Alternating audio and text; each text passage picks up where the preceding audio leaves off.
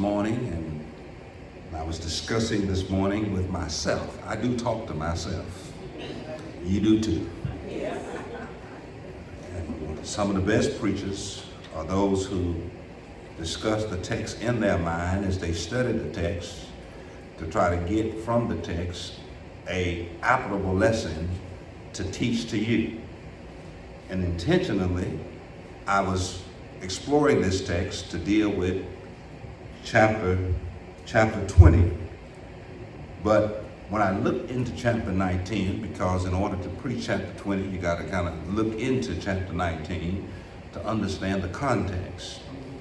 And so in chapter 20, it is about Hezekiah's life being extended and God healing him.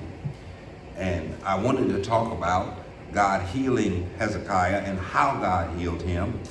And how God healed him was, God healed him through medicine. Because there were some fig leaves that were taken and they were compacted and they were put on Hezekiah's wounds, which were boils, because Hezekiah was sick in chapter 20. And in chapter 20, he was healed by God through medicine.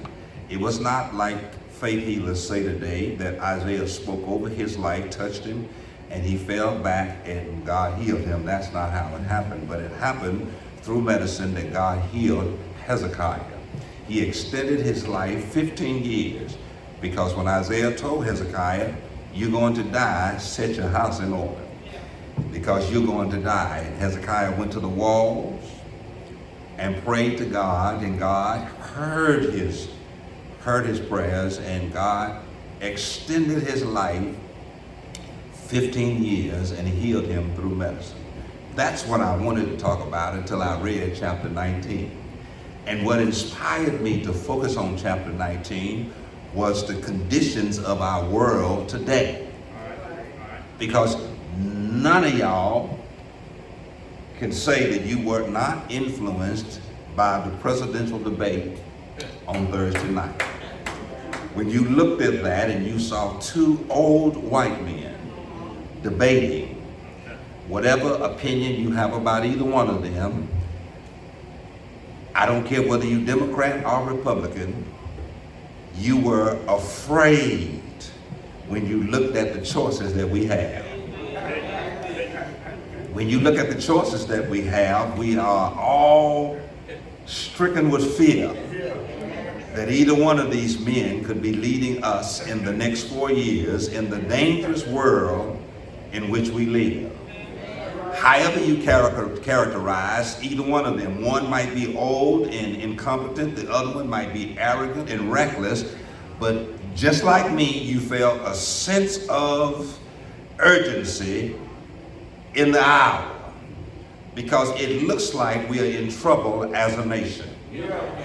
It looks like that if that's what we got to choose from, we in trouble. It almost looks like when we look from a citizen's perspective at our federal government and how Democrats on one side, Republicans on the other side, and everybody is holding to their positions and people are settled and stable in their positions. Nobody is shifting.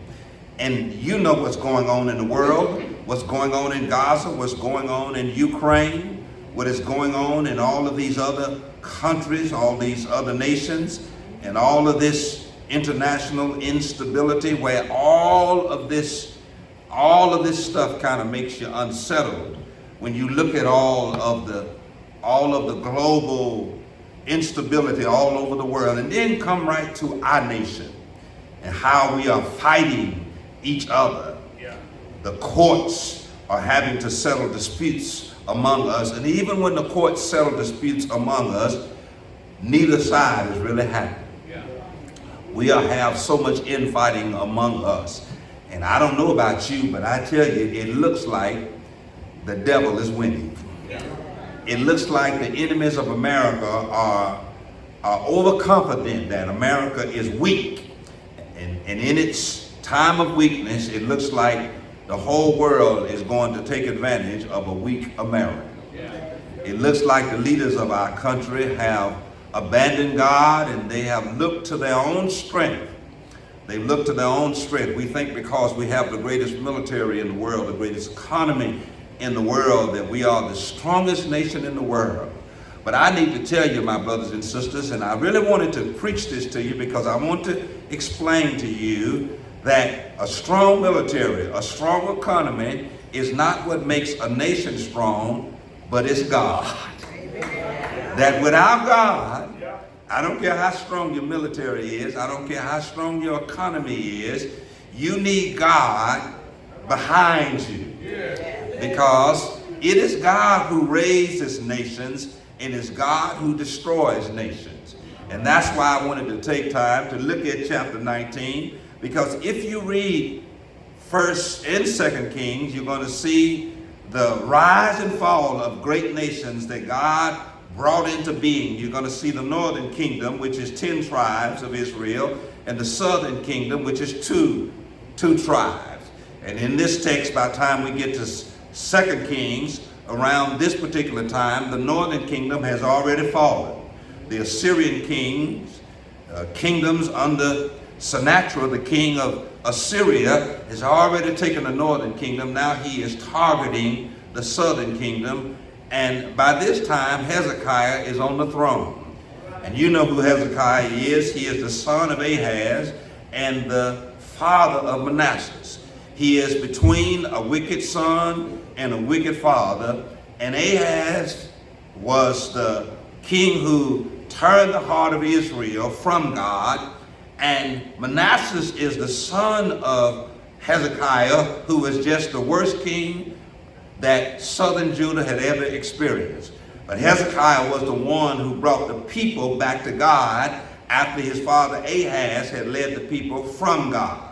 You remember it was because of Ahaz, because of the influence of Jezebel, he had turned the people's heart from God and set up idols all over Jerusalem. It was Hezekiah who had tore down those idols. And by this time, he had reopened the temple and re-implemented temple sacrifice and temple worship. And Hezekiah was a good king. He led some reforms that brought the nation back to God. Ahaz had turned the nation from God, but now Hezekiah had brought them back to God. And we see this king of Assyria had conquered the southern kingdom, and now he was targeting, the northern kingdom, now he is targeting the southern kingdom. And this king of Assyria, Sennacherib, was an arrogant king. Boy, he really said some things, because he sent a letter to King Hezekiah. He was bragging about his success on the battlefield. He had already conquered the northern kingdom of Israel, the 10 tribes. And he had not only conquered the northern kingdom, but he had conquered everybody that he had went up against. He had destroyed them. And when you read this particular text, he's going to be very braggadocious to the southern kingdom under Hezekiah. He's going to tell them, I've won every battle that I've fought. And I've conquered every kingdom that I have went up against. And I have destroyed them. And I'm going to destroy the southern kingdom of Judah. And Hezekiah, I'm going to destroy your kingdom. And now we're going to see him. He's going to send this message of this destruction that he's going to bring to the southern kingdom of Israel, or to the kingdom of Judah under Hezekiah. And I really wanted to look at this because, my brothers and sisters, you got to always remember, I don't care how weak a child of God looks, it ain't over till God says it's over. And so don't ever underestimate God, because you're strong in your enemies, and your enemies are strong and you're weak. And sometimes your enemies can underestimate you because you're in a weaker position and they're in a stronger position. And they can underestimate that God is watching. And y'all got to always remember that God is always, he's always a watching. And that's what the king of Assyria, he underestimated. He underestimated because Hezekiah looked weak. And really what started this dispute between the king of Assyria and the king of southern Judah was Hezekiah decided that he's going to quit paying taxes to the Assyrian government, to Sennacherib. He just decided, listen, we done paid enough, and now listen, this king of Assyria got upset, said, now you're going to keep paying taxes. And so he decided that we gonna, since you're going to quit, we're going to come in and force your hand, and we're going to besiege the city. And just like we won against every other city, we're going to win against you. And then, so here he is now in this position. He sends this letter in chapter 19, verse 10. He's going to say some real strange, bold, and arrogant things to Hezekiah. And he's not going to attack Hezekiah as much as he's going to attack Hezekiah's God. And if you read chapter 19, verse 10, look what he says. He's very arrogant. He's very overconfident about his ability to take advantage of a weak Judah and a weakened Hezekiah. And so he's going to underestimate. He's going to underestimate God. He's going to think because God has literally not given them victory and has not really had his visible hands over them, that God is not with them. And sometimes God can put you in a weaker position, not to make you weak, but to show you that he's strong. I'm telling you, God will sometimes put you at a disadvantage to show you that he really has the advantage. And sometimes people can underestimate you because you look weak. Because you look weak don't mean your ears weak. And you got to always know that you got an ace in your pocket. And the ace in your pocket is always God. And look at what he says about God, not about Hezekiah. Now, if he would have insulted Hezekiah, it would have been one thing. But he didn't insult Hezekiah. He insulted Hezekiah's God. Look at what he says. Thus you speak to Hezekiah, the king of Judah, and say, do not let your God, to whom you trust, deceive you. Now listen, he got in trouble when he said that. He told Hezekiah, don't let the God that you trust deceive you into believing that Jerusalem shall not be given unto the hand of the king of Assyria. Now ain't that arrogant? Now he's telling Hezekiah, don't trust your God. Your God is making you believe that you cannot be conquered and that I'm not going to win when I come to besiege the city. Now ain't that arrogant to say that? And so his insult was not against Hezekiah, but Hezekiah's God. In other words, what he was telling Hezekiah, don't believe in your God. I know you trust him, but don't be deceived by your God and make your God believe that Jerusalem shall not be given to the hand of the king of Assyria. I mean, that's pretty bold now. When you start telling me not to trust in the God, let me tell you something. That's some pretty strange and strong stuff. Now listen, you ain't gonna never get me not to trust God. And I don't care what God's record is with you. I know what his record is with me. And God's record with me is God is undefeated. He has never lost one.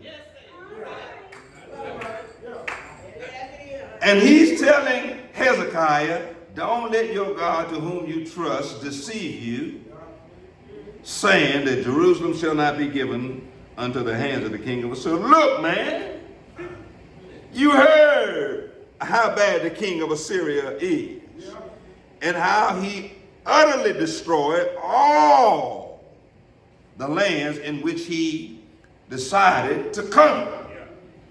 And you think you're going to be delivered from my hands? I'm telling you, I entitled this sermon when your enemies are overconfident. They feel like for whatever reason, listen, Sennacherib, the king of Assyria, felt like because he had won against everybody else, he was going to win against Hezekiah. He was going to win against southern Judah. But let me tell you, my brothers and sisters, don't underestimate God. Underestimate me, but don't underestimate God. You might think you can win against me, but you ain't going up against me as long as I'm in his hands. You might fight against me, but don't ever forget I'm in his hands. And if I'm in his hands, I'm under his protection. And if I'm under his protection, he fights for me as long as I'm in his hands and under his protection. And he says, now I'm going to tell you, you fool around here and keep trusting in your God and thinking your God going to protect you from me, he is deceiving you. And you are being deceived by your God. Now let me tell you something. I really need to tell him this, Clyde. Just because God don't say nothing to silly challenges like this, don't mean God ain't going to do nothing. See, sometimes God ain't got to speak because God knows who he is. And God knows what he can do. You do see in the text that God did not even think that what the king of Assyria was saying was even worthy of a response. God didn't have to say nothing. Because let me tell you, when God don't say nothing, that just about means God get ready to do something. And listen, you rather for him to say something than for God to do something. And when God gets ready to move,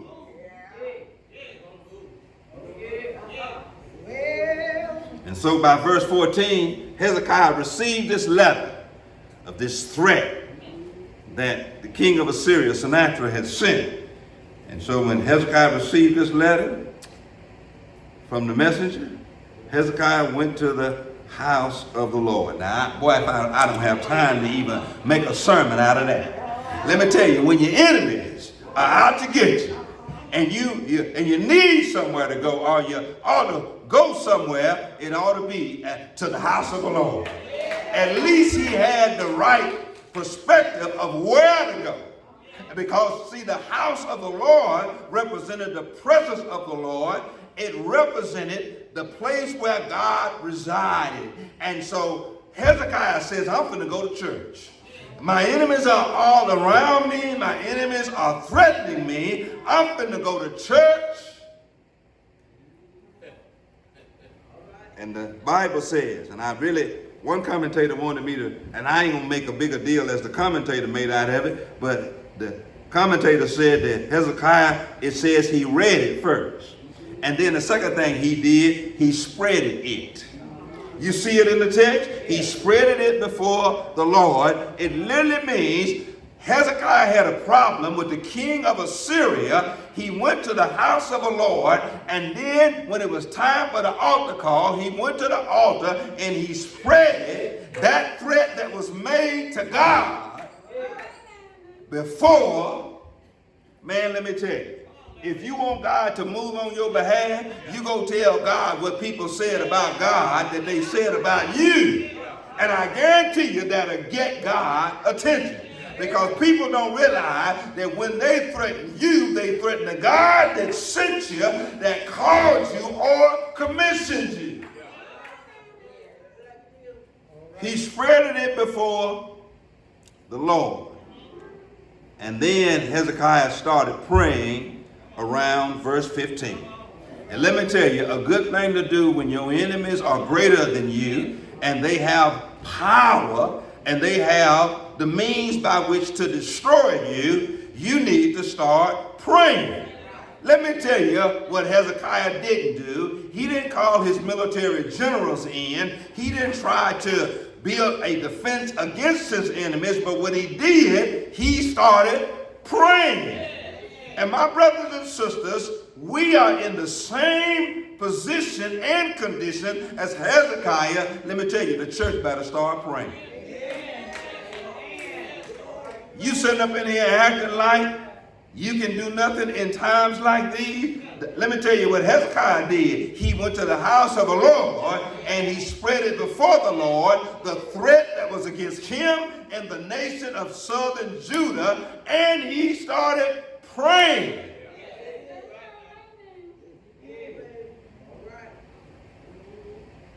he started praying. And then in verse 19, he says, now therefore, O Lord our God, I pray, save us from his hand. And that's all he was really saying, save us from his hands. And then, around that 20th verse, God sent a message to Hezekiah through Isaiah. And Isaiah told him, said, the Lord done heard you. And the Lord's got an answer for you. And this problem that you think is a problem, it really ain't a problem. Because let me tell you, I need to go ahead and tell you that God will take on your problems. Do I have any witnesses in here? If it's a problem for you and you take it to the Lord, God will take on your problem. And see, that's what people don't really understand. God will take your problems and he'll solve your problems for you if you turn them over to turn it over to him. I don't have time really, Brother Stan, to really get deep into it, but the king of Assyria, Sennacherib, had made all these threats and talking about he was coming to Jerusalem and he was finna besiege the city, and told Hezekiah, don't let the God you serve deceive you, and because he got you believing that he can stop me and stop my army from coming in and besieging the city. And if you go to verse 32, because God says some so no bold things in this text. Now I'm just about finished, but I'm trying to explain to you what God said in response to what the king of Assyria said to Hezekiah in southern Judah. Listen, he said to southern Judah, I'm on my way. And when I get there, I'm coming into the city. And when I get there, I'm coming to overthrow the city. I'm coming to destroy the city. I'm coming to besiege the city. But the Lord, now he speaks. Look at what the text says. You go to verse 32. Therefore the Lord said concerning the king of Assyria, he shall not come into this city. And this city is Jerusalem. Now he had just told King Hezekiah and the people of southern Judah, I'm coming into the city. And I'm going to besiege the city. I'm going to destroy the city like I did the northern kingdom, the 10 tribes, and every other city. I'm coming into this city. And the Lord is now telling King Hezekiah he ain't coming into this. He ain't coming to the city, which is the city of Jerusalem. He ain't coming. Nor will he shoot an arrow there. Nor will he come before it with shields, and nor will he build a siege mount against it. He's telling him, said, no, he ain't coming nowhere near this city. And by the way he came, he shall return. And God said it twice. Whenever God says something twice, you better pay attention. God had already said when he started, he ain't coming into the city. And then he closes by saying, he shall not come into this city. And I need to tell somebody, I don't care how hard your enemies try, there's something God said is off limits to them. Listen, God puts some things in your life that your enemies want to get. God puts it off limits to them. He says that the king of Assyria, Sennacherib, is not coming into this city, which is Jerusalem. Jerusalem was where the temple was. Jerusalem was where the presence of God were. Jerusalem was where the people of God were. The king was. They ain't coming into this city. And verse 34 says this, I will defend this city. I'm trying not to shout because I'm trying to explain to you. Your enemies can sometimes be overconfident. And listen, this ought to give you some comfort to let you know that the Lord will defend you against your enemies. He says, I will defend this city to save it. Man, I'm telling you, that's the reason why some of y'all still alive and your enemy's still around. And God has prepared you a table in the presence of your enemies, and he has made your enemies your footstool. That's the reason why in the 23rd Psalm, David says, though he prepare a table before me in the presence of my enemy, I will defend this city to save it. And let me tell you, boy, don't leave this section without reading the last phrase. You know why God gonna take care of you? Not because of you, but because of himself. He said, I'm gonna save the city. I'm gonna defend the city for my own sake. And not only for my own sake, for the sake of my servant David. And God says two things in there that ought to give you confidence that God will protect you from your enemy. He said, first of all, I'm going to do it for my name's sake. Secondly, I'm going to do it because I promise. You can count on the promises of God. Stand on the promises of God. If God said he would do it, he will do it. Sometimes God will get in the fight because his name's sake. God will protect his own name. God will protect his own reputation. You won't have to. See, if God said he's going to do something, he'll do it. And God will never allow his enemies. He will humble his enemies. And then I'm trying to close this because I'm telling you, if you go down to verse 35, boy, let me tell you, you better be careful when you think you can overtake somebody because you're stronger than they are. You got more stuff than they got. You got more influence and power. You got more weapons of war. You got more people with you than they do. Quit thinking you're going to win because you got more and you're greater. Because see, sometimes God, when he gets involved, you don't have to draw a sword, pick up a shield. You don't have to march forward, and you don't have to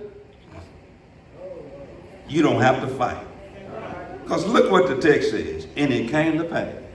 And I need to explain this to you because I love that word. You got to understand etymology and phrases. Whenever you see that word after something that has already been declared as disastrous and literally destructive, whenever you see that in this particular text, you know it's good news. And it came to pass. Because really when it says it came to pass, it's really piggybacking off of something that has already been declared previously. And what God had already said in the previous verses is about to come to pass. I need to tell you, look what it says. And it came to pass on a certain night. The angel of the Lord. And I can stop right there and explain to you the word the angel of the Lord is a definite article. Whenever you see the word the, it's talking about a specific angel, the angel of the Lord. Not just any angel, but the angel of the Lord. This is a pre-Bethlehem appearance of Jesus Christ. Showed up.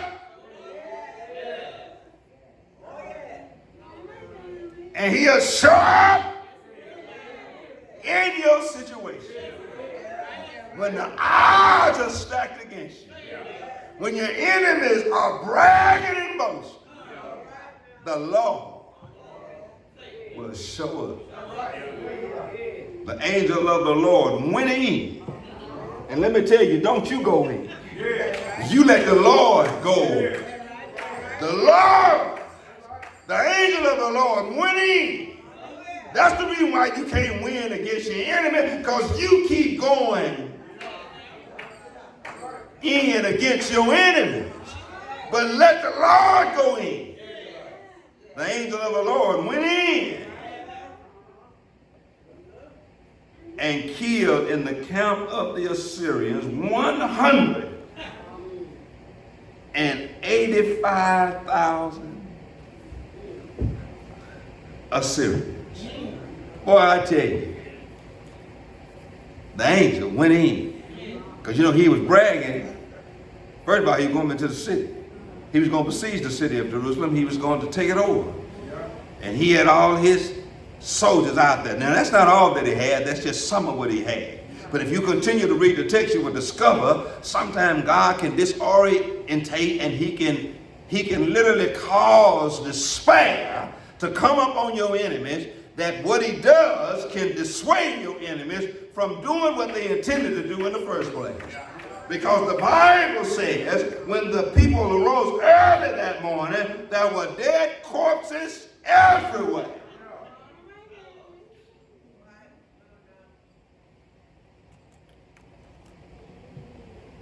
Man, I tell you, you fool around here and tell the Lord about some of this stuff you got going on. And spread this stuff before the Lord and pray. And turn this stuff over. Turn this stuff over to the Lord. And the Lord took care of the enemies of Israel. But see, God wasn't through. Because you got to keep reading the text, because before chapter 20 starts, God ain't through yet. Because let me tell you, he ain't through yet. Because sometimes God will get the folk around the person talking a whole lot of stuff. But eventually he going to get the person talking the stuff. And see, that's why you got to be careful being the person out front. And you also got to be careful being the person around the person that's out front talking a lot of stuff about God. Because God can sometimes get the people around you that you have put together as a coalition to go after whom God has chosen. And God took care of the people around the king of Assyria, Sennacherib, first. But let me tell you how he died, then I'm close. Because how he died is very interesting. Because the text says, and I don't have time to really to dive up in the text how he died, but let me tell you in layman's terms, because it's a lot there, and it's going to be hard to decipher and discern and glean out of this text how he died. Let me tell you how he died. He went back to Assyria, and guess who killed him? His two sons. Because you got to be careful. Sometimes God got a way of, you got to be careful. Don't fool around here and think you're going to win. Because the king of Assyria, Sennacherib, didn't die on the battlefield, but he died in his own house. And he was killed by his own two sons. And many scholars believe the reason why they killed him, because he was going to try to kill them first. But they got a hand up, struck him down with the sword. Let me tell you, you better be careful. Becoming overconfident. Because God is the cleanup crew. God knows how to come in and sure enough fix some things. He will deal with stuff, and he can fix stuff. He can straighten some stuff out. And I want to tell you, my brothers and sisters, I gave you that illustration. I told you in my introduction why I'm preaching this message today, because there's a whole lot of folk who think that God is asleep, and because God is silent, he doesn't know what's going on. But let me tell you, in this nation, God gonna clean up the mess we done made. And all of God's enemies are gonna be brought to their knees.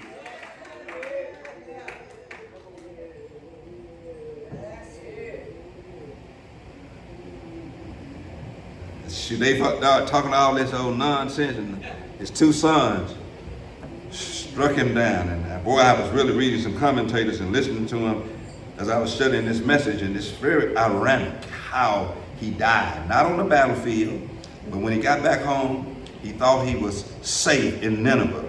Because look at what the text says. Assyrians departed, they went away, returned home, and remained in Nineveh. And there in Nineveh, they worshiped their false gods, and the two sons of the king of Assyria struck him down with the sword. Because God got a way of getting in your house to get you. Y'all bet somebody better hold up, wait a minute now. God will get in your house to get you. He don't have to get outside your house. He don't have to get you on your job. He don't have to get you at the church. He'll get you in your own house. And let me tell you, if God got to come to your house to get you, you know you done messed up. You done ticked God off so that he come into your house and get in your children. Worst thing in the world is to have to sleep with one eye open, one eye closed, and you ain't got no peace and no protection in your own house.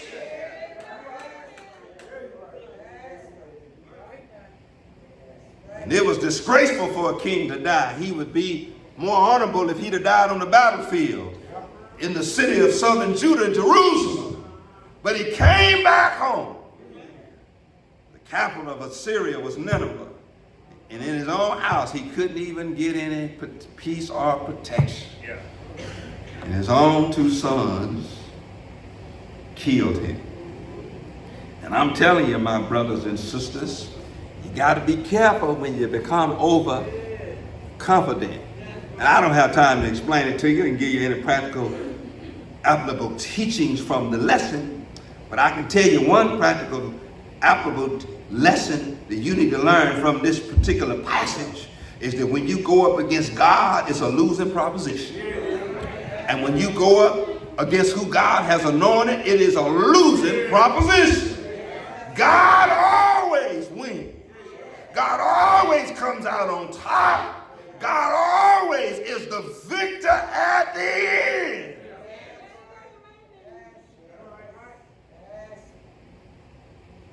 What's the practical lesson now? Because I'm closing here. Boy, I tell you, everybody think we as America is in the weakest position we've ever been in. But let me tell you something. This 4th of July, we'll celebrate 250 years as a constitutional republic. And God has allowed us to survive. And every kingdom, including the Roman Empire, only lasted about 250 years, and then the nation declines because of immorality, because they abandon God, because they become overconfident, self-confident in their own power, our own abilities, militarily and economically. They start feeling themselves and flexing their muscles against God. But let me tell you something, my brothers and sisters. God is not asleep. God might be silent, but God is aware of what's going on. And let me tell you something.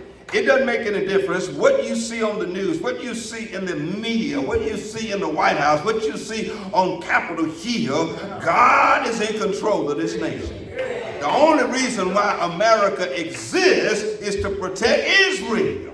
Because Israel is God's chosen people, and as long as God uses America to protect Israel, America gonna be all right. And all the enemies of America thinking they win, they're going to win because we are politically unstable. We are divided politically, and it looks like morally we've gone down the toilet. Let me tell you, God is going to rescue us in his own time and in his own way, because God has a plan and a purpose for this nation. And I need to tell you, don't get discouraged. Look to the hills from which cometh your help. Talk to God and look to God in uncertain times. In times like these, look up and start talking to God. Tell him all about your troubles. He will hear your faintest cry, and he'll answer by and by. I tell you, the Lord will hear you. The Lord will answer you. And the Lord, and I sure feel like preaching, will rescue you. Because I'm a living witness that he will come see about you. He will rescue you. And he will keep you. I want to close by quoting the words of my favorite hymn. I was sinking deep in sin, far from the peaceful shore, very deeply stained within. I was sinking to rise no more. But the master of the sea heard my despairing cry, and from the waters he lifted me. And I got some witnesses in here that you've been lifted from the stormy waters of life. I've got some witnesses in here that God has rescued you. God has come to see about you. Do I have any witnesses in here? I so feel like preaching because he has rescued me from the stormy seas of life. I thank God that I trust in the living God. And no matter what the world say, I'm going to keep trusting in him. There is no power or force greater than